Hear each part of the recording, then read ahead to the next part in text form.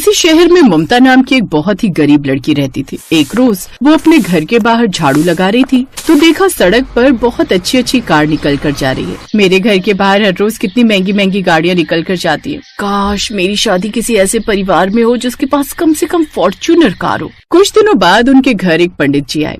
भाई साहब, ममता बिटिया के लिए एक रिश्ता देख रहा हूँ। ठीक ठाक रिश्ता है। अगर वो रिश्ता हो गया तो तुम्हारी बेटी की जिंदगी बन जाएगी। पंडित जी, मैंने तो सब कुछ आप पर ही छोड़ दिया है। जैसा आपको ठीक लगे वैसा कीजिए। ममता दूर खड़ी होकर ये सब सुन रही थी। शाम को वो पास के ही एक मंदिर में गई और भगवान के सामने प्रार्थना करने लगी। हे भगवान, मेरे माता पिता मेरा रिश्ता जहाँ भी तय कर देंगे वहाँ कर लूंगी, लेकिन उनके पास कार जरूर होनी चाहिए। भगवान से प्रार्थना करने के बाद जब वो मंदिर के बाहर आई तो देखा एक लड़का बहुत ही परेशान हालत में था। ममता ने उसे 5 रुपए दे दिए भिखारी समझकर। अरे ये क्या कर रही हैं आप? मैं कोई भिखारी नहीं हूँ। मेरे पापा बहुत बड़ी कंपनी के मालिक थे, लेकिन उनके गुजर जाने के बाद मैनेजर ने घपला किया और हमारी कंपनी डूब गई। इस शहर में मुझे किसी इन्वेस्टर ने बुलाया था, वो इन्वेस्टर तो मिला नहीं। मेरा मोबाइल पैसा सब चोरी हो गया। कोई बात नहीं, आप भगवान से प्रार्थना कर लीजिए, वो आपकी प्रार्थना जरूर सुनेंगे।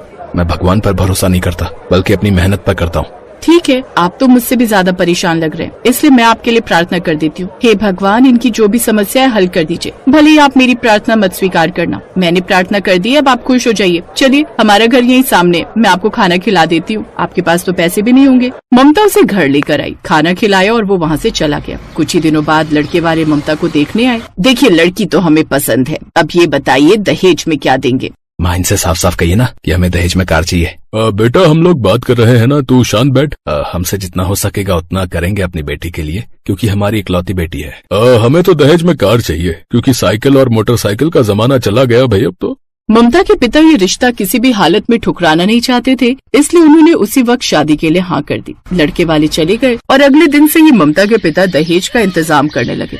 ममता की माँ, मैंने बहुत कोशिश की, लेकिन आजकल कार बहुत महंगी है, उसका इंतजाम नहीं हो पाया है। अरे इतना सारा सामान तो आप ले ही आए हैं, फ्रिज, कूलर, बेड, पंखा, इतना बहुत है। उनसे बोल देंगे कार का इंतजाम नहीं हो पाया, वो बारात थोड़े ही वापस ले जाएंगे। और अगर ये शादी टूट गई तो मोहल्ले वालों के सामने हमारी बेटी की बहुत बेइज्जती होगी, क्योंकि लड़की का रिश्ता जब टूटता है ना तो लोग तरह तरह की बातें करने लगते हैं। खैर, शादी वाला दिन आ गया। विक्रम बारात लेकर आया। शादी की सभी रस्में हुई, लेकिन विदाई के वक्त पापा, वो देखिए, दहेज के सामान में फ्रिज, कूलर, पंखा, बेड सब कुछ है, लेकिन कार तो है नहीं। बिना कार के मैं शादी नहीं करने वाला। रुक भाई, मैं बात करता हूँ। अरे समधी जी, दहेज में कार देने की बात हुई थी ना, कार कहाँ है? समधी जी, मुझे माफ कर दीजिए, मैंने बहुत कोशिश की, लेकिन कार का इंतजाम नहीं हो पाया। आजकल कार बहुत महंगी हो गई है। अरे भाई, जब हमने पहले ही बोल दिया था तो तुम्हें कार का इंतजाम करना चाहिए था भाई। चलो, हम ये बारात वापस लेकर चलते हैं, हमें आपके साथ कोई रिश्ता नहीं रखना। अरे ऐसा मत कीजिए, शादी की सभी रस्में पूरी हो चुकी हैं। अगर आप बारात लेकर चले गए तो पूरे मोहल्ले के सामने मेरी बेटी की बेइज्जती हो जाएगी। जैसे ही कार का इंतजाम हो जाएगा लेकर चला आऊंगा आपके घर।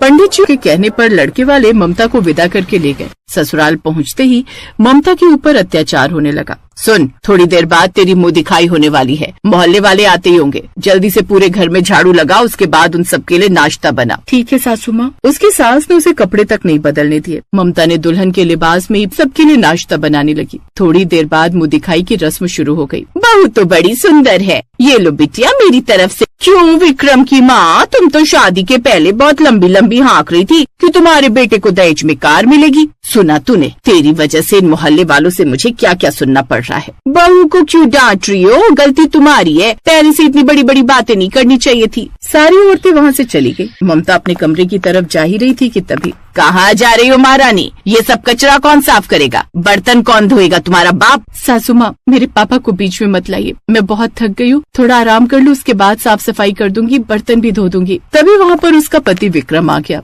एक तो तेरे बाप ने दहेज में कार नहीं दी, ऊपर से मेरी माँ से जबान लड़ा रही है? ये सब करते करते धीरे धीरे रात हो गई। जब सुहाग रात की बारी आई तब वो गिलास में दूध लेकर अपने कमरे में गई। कहाँ घुसी चली आ रही है? चल भाग यहाँ से। जब तक तेरा बाप कार नहीं दे देता तब तक तो इस घर में नौकरानी बनकर रहेगी, समझी? चल जा, किचन में जाकर सो जा। ममता की आंखों में आंसू आ गए और किचन में जाकर सो गई। अब ये रोज का काम हो गया था। उसके ससुराल वाले उसे हर रोज प्रताड़ित करते थे। जब एक हफ्ते तक उसके पिता ने कार नहीं भेजी तब ससुराल वालों ने कहा, अरे बहुत नौटंकी देख ली हमने तेरी है? 1 हफ्ता बीत गया, अभी तक तेरे बाप ने कार नहीं भेजी। अपने बाप से बात कर, अगर कल तक कार नहीं आए तो हम तुझे मार डालेंगे, बता रहे हैं। ममता बेचारी रोते हुए किचन में गई और अपने पापा को फोन करके सारी बात बता दी। ममता, अभी तक तो कर्जा भी नहीं उतर पाया है, कार का इंतजाम कहाँ से करूँ? तुम तो सब जानती हो। पापा, अगर कल तक कार का इंतजाम नहीं हुआ तो कल का दिन मेरी जिंदगी का आखिरी दिन होगा। इतना बोलकर ममता ने फोन रख दिया। अगले दिन ममता के ससुराल में वही लड़का फॉर्च्यूनर कार लेकर आया। अरे आप यहाँ कैसे? आपको मेरे ससुराल का पता किसने बताया? मैं तुम्हारे घर गया था, तुम्हारे पापा ने मुझे सब कुछ बता दिया है। उस दिन मंदिर में मैंने तुम्हारी सारी बातें सुन ली थी। तुमने भगवान से प्रार्थना की थी कि तुम्हारी शादी ऐसे घर में हो जिनके पास कार हो, लेकिन उसके बाद तुमने मेरी परेशानी देखी और भगवान से ये प्रार्थना की कि भगवान चाहे मेरी प्रार्थना न स्वीकार करना, इस लड़के की स्वीकार कर लेना। और तुम्हारी प्रार्थना काम कर गई। वो इन्वेस्टर मुझे मिल गया और मेरी कंपनी फिर से खड़ी हो गई। इसलिए मैं मुंह दिखाई में तुम्हें फॉर्च्यूनर कार देने आया था, लेकिन तुम्हारे घर जाकर तो कुछ और ही पता चला। ये सुनकर ममता बड़ी खुश होती है और वो गाड़ी तोहफा समझकर रख लेती है। पहले तो उसके ससुराल वाले भी कार देखकर खुश हो जाते हैं, लेकिन फिर सास को ये बात कुछ खटकने लगती है। वैसे बेटा, एक बात कहूँ, बुरा मत मानना, लेकिन तुझे ये कुछ अजीब नहीं लगता? मतलब आजकल के जमाने में कोई किसी को एक रुमाल तक गिफ्ट नहीं देता, और वो अनजान लड़का एक दिन की मुलाकात के पीछे बहू को इतनी महंगी कार देकर गया। बात तो तुम्हारी एकदम ठीक है माँ, और खासकर कोई लड़का बिना किसी मतलब के यूं ही किसी लड़की को इतना महंगा गिफ्ट नहीं दे सकता। जरूर दाल में कुछ काला है। विक्रम के मन में ममता के चरित्र को लेकर शक पैदा हो चुका था। अब वो ममता पर और भी ज्यादा जुल्म करने लगता है। अच्छे से जानता हूँ मैं, जरूर यार होगा वो तेरा शादी से पहले का, जिसके साथ तूने न जाने क्या क्या रंगरलियां मनाई होंगी। इसलिए तो आज वो तुझे इतना महंगा तोहफा देकर गया है। सच सच बता, अभी भी तू छुप छुप कर उससे मिलने जाती है ना? बता, कौन से होटल में जाती है, बता। बस कीजिए, अब और नहीं। आप लोगों के जुल्म में कब से सही जा रही हूँ। आपकी मैंने हर मांग पूरी की, यहाँ तक कि अपने पिता को भी कितना परेशान किया कार के लिए, लेकिन अपने परिवार की इज्जत की खातिर मैं ये सब सहती रही। लेकिन अब बात मेरे चरित्र पर आ गई है, और अब मैं ऐसे घर में नहीं रह सकती जहाँ के लोग मेरे चरित्र पर उंगली उठाए। आ जा, निकल इस घर से। तेरा गरीब बाप भी तेरा बोझ नहीं उठा सकता। 2 दिन बाद खुद ही लौट कर आएगी यहाँ। भीख मांगकर गुजारा कर लूंगी, लेकिन इस घर में मैं नहीं रह सकती। ममता पीछे मुड़ने लगी, तभी वहाँ आदित्य खड़ा था। मुझे नहीं पता था कि इस आदमी की सोच इतनी घटिया है। हम दोनों के बीच ऐसा कुछ नहीं है। कम से कम तुम अपनी पत्नी पर तो भरोसा कर लेते। अब तुम क्यों आए हो यहाँ? तुम्हारे एक गिफ्ट के कारण मुझ पर कैसे कैसे इल्जाम लगाए गए। मेरी शादी तक टूट गई। अब मुझे कोई नहीं अपनाएगा। मेरे बाबा तो जीते जी मर जाएंगे। मत रो ममता, ये आदमी तुम्हारे लायक नहीं था, और अगर ये सब मेरे कारण हुआ है तो मैं तुम्हारा हाथ थामने के लिए तैयार हूँ। बोलो, करोगी मुझसे शादी? मेरी जीवन साथी बनोगी? तुम मुझे बहुत पसंद हो। मैं तुमसे शादी करने के लिए तैयार हूँ, और इन लालची लोगों के लिए मैं तलाक के पेपर आज रात को ही भेज दूंगा। ममता उस अमीर लड़के आदित्य के साथ उसी फॉर्च्यूनर कार में बैठकर चली गई। उसके बाद खुद उसने ममता से शादी कर ली और दोनों खुशी खुशी अपनी जिंदगी बिताने लगे।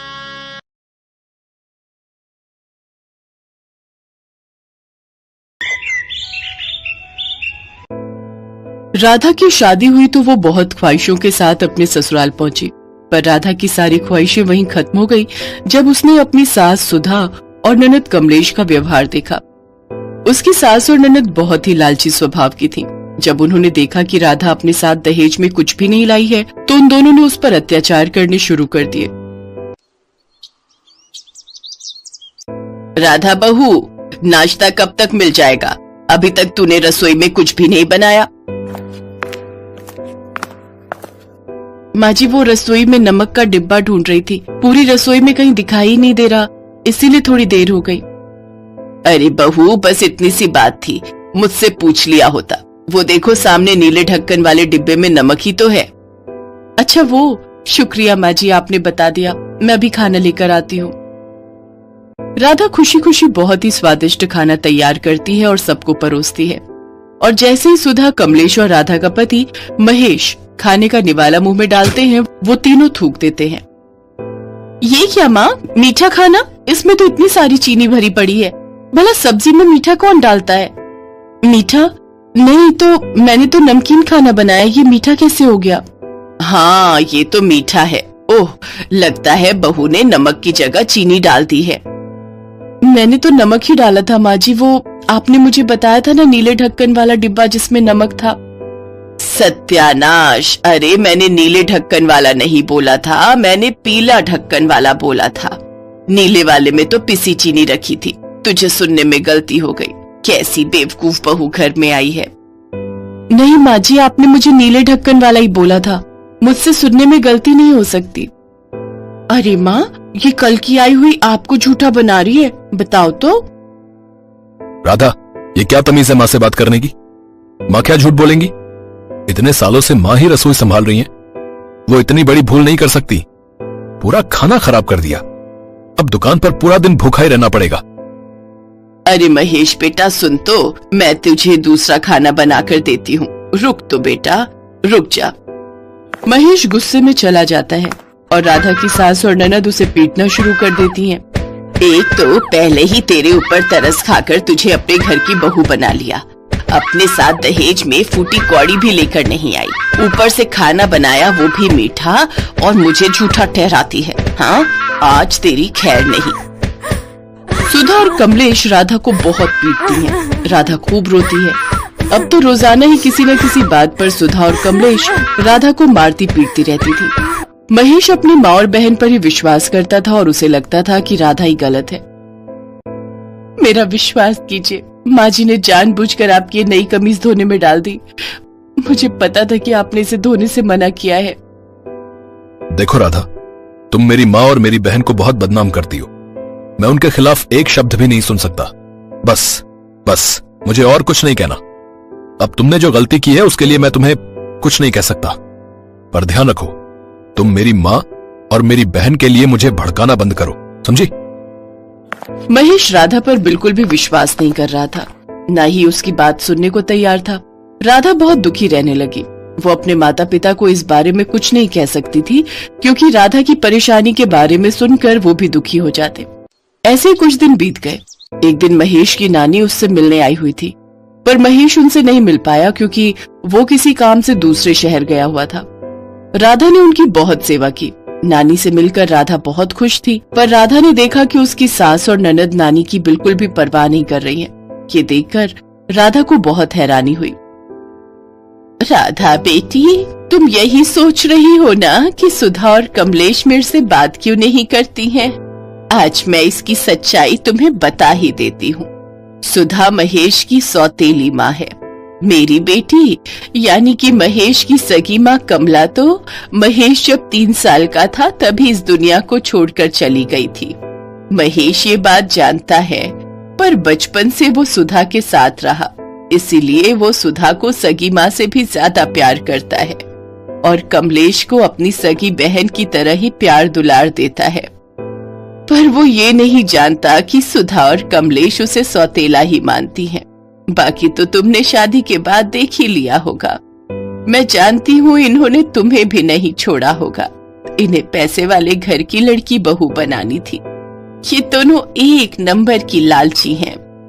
नानी जी, मैंने उनसे कई बार इस बारे में बात की है, पर यह है कि मेरी सुनते ही नहीं है। मुझे नहीं समझ में आता कि मैं ऐसा क्या करूं ताकि माँ जी और कमलेश की सच्चाई इनके सामने आ जाए।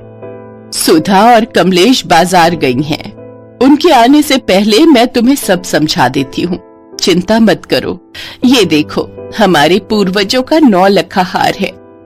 मेरी सास ने मरते समय मुझे दिया था। शादी के बाद ये हार मैं कमला को देना चाहती थी, पर उसने मुझे कहा कि जब महेश बड़ा होगा तब मैं उसकी बहू को ये हार दूं। कमला और जमाई बाबू तो ये सब देखने के लिए अब इस दुनिया में नहीं है।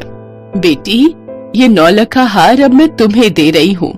अब बस जैसा जैसा मैं कहती हूँ वैसा ही तुम करना।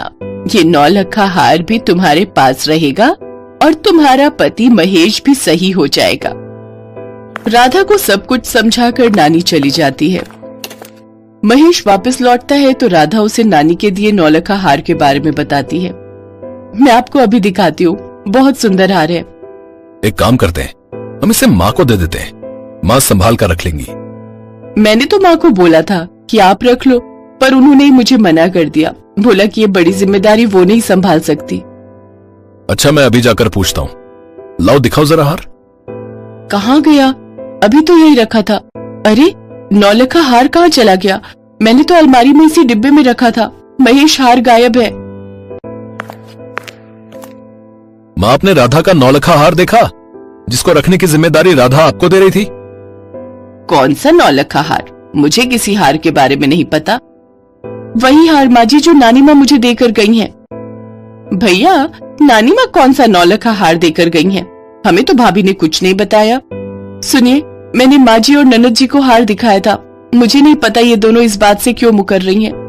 इतने प्यार से नानी माँ ने वो 9 लखा हार मुझे दिया था। पता है, वो हार नानी माँ आपकी स्वर्गीय माँ को देना चाहती थी, पर माँ जी का मन था कि वो हार मैं पहनूं, यानी कि आपकी पत्नी और उनकी बहू। मुझे नहीं समझ आ रहा वो 9 लखा हार कहाँ गया। राधा ये सब जानबूझकर कर रही थी। वो ये बात जानती थी।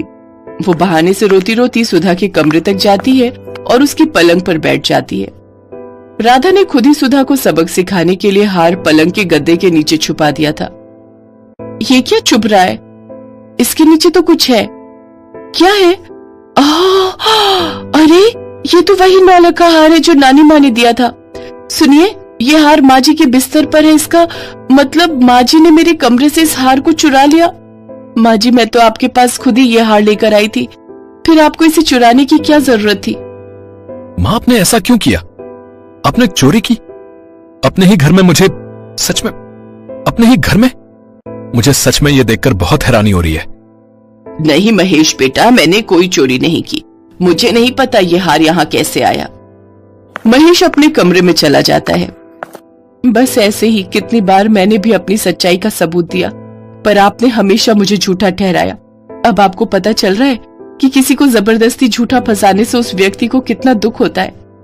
आज आप पर बीत रही है ना, तब आपको समझ आ रहा है। अब देखना, धीरे धीरे मैं महेश को अपनी तरफ ले लूंगी और उसके बाद आप दोनों यहाँ नहीं रहोगे। नहीं नहीं, मुझे माफ कर दो बहू। मेरा और मेरी बेटी का इस दुनिया में कोई भी नहीं है। मैं तो इसी घर में अपने बेटे के सहारे रह रही हूँ। मैं महेश को सब सच बता दूंगी कि मैंने तुम्हारे साथ क्या क्या किया। मैंने तुम्हें बहुत दुख दिए। अचानक महेश सारी बातें सुन लेता है। उसके पैरों तले जमीन खिसक जाती है कि अब तक वो अपनी पत्नी राधा को कितना गलत समझता था, पर असली गुनहगार उसकी माँ और बहन थी। मैंने सब कुछ सुन लिया माँ, पर मैं आप दोनों को यहाँ से कहीं नहीं भेजूंगा। लेकिन आप दोनों से मेरा कोई वास्ता भी नहीं रहेगा। मैं अपनी पत्नी राधा के साथ घर के उस तरफ रहूंगा। मैं कल ही किसी को बुलाकर यहाँ दीवार खिंचवा देता हूँ ताकि आपका चेहरा मुझे दिखाई न पड़े। नहीं नहीं महेश बेटा, मुझे माफ कर दो। लालच में आकर मैंने बहू के साथ बहुत गलत किया। मैं भले ही तुम्हारी सौतेली माँ हूं, पर बचपन से मैंने तुझे पाल पोस कर बड़ा किया है। मुझे माफ कर दो बेटा। सुनिए, मैं ये कभी नहीं चाहती कि आप माँ जी और ननद जी से अलग रहे। मैं तो बस इन्हें इनकी गलती का एहसास दिलाना चाहती थी, और इस सब में नानी माँ ने ही मेरा साथ दिया। बस इन्हें अपनी गलती का एहसास हो गया, मुझे और कुछ नहीं कहना।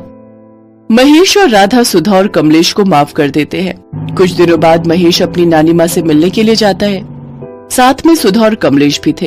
इतने दिनों बाद अपने नाती और बहू को घर आया देख नानी माँ की आंखों में खुशी के आंसू आ जाते हैं। नानी माँ बहुत खुश थी कि सुधा को अपनी गलती का एहसास हो गया। वो अपने बच्चों को आशीर्वाद देती है। राधा के गले में वही 9 लखा हार था जो नानी माँ ने उसे दिया था।